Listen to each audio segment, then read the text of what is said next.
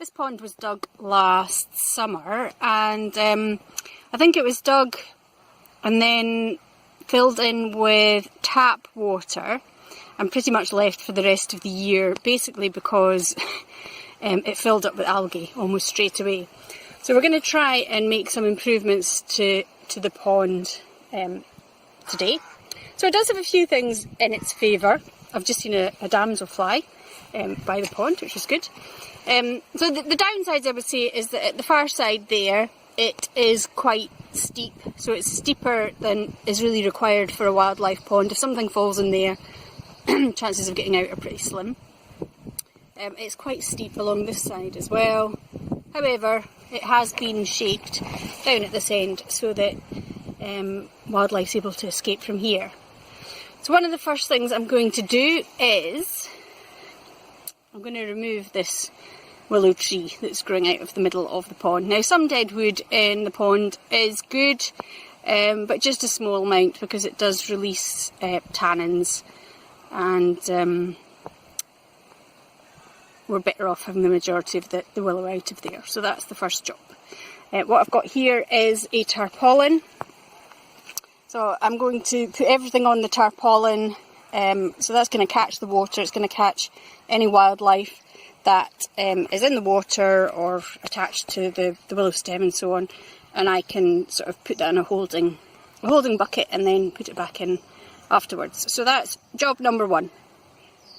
There's 2 frogs in here just now and 1 newt, as far as I know.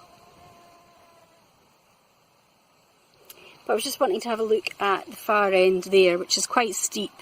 The plastic is exposed. Redigging the profile of the pond would be the ideal thing to do, but it's not really an option here.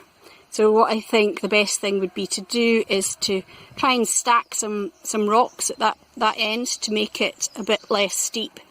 And then you can see some of the vegetation that's leaning against the liner there, that's greater spearwort. And just putting some large emergent vegetation at that end, trying to plant it in amongst the rocks, that's probably quite a good way to go as well. It'll make it shallower, it'll make it easier for any wildlife to climb out. And it'll be good for dragonflies as well, because they'll be able to use the emergent vegetation.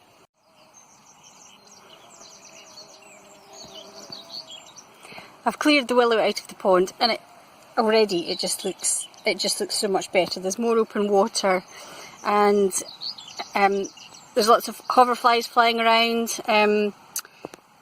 It's actually got some good native flora in here, so I'm quite pleased to see that. And I've seen a newt and a frog swimming around, so it's not, the condition isn't as bad as I thought. Earlier on in the year there was quite a lot of algae, but that seems to have maybe sorted itself out by now. But I just wanted to show you the hornwort that's in here. So this is a native oxygenator,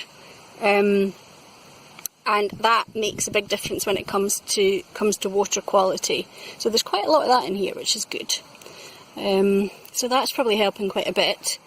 We do have some emergent vegetation, so what we've got here is, this is marsh cinquefoil, and when it comes to managing ponds for dragonflies, we do want to have quite a lot of emergent vegetation, because that's what they obviously climb up on when it comes to emerging.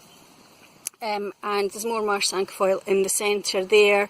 We've got branched burrweed at the edge there, which is another good emergent.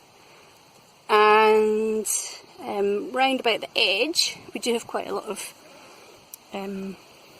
quite thick vegetation.